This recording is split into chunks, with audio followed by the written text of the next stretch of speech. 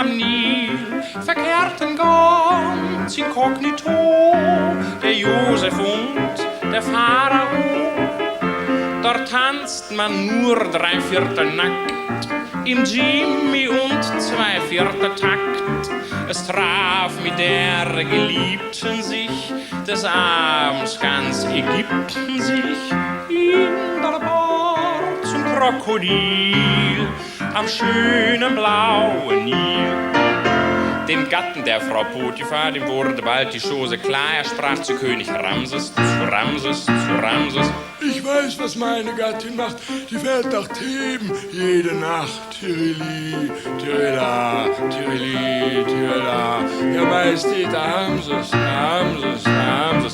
Darauf sagt ihm der Pharao: Da machen wir es ebenso. Sie sehen, wie doof es hier ist, im Restaurant Osiris. Drum gehen als Philosophen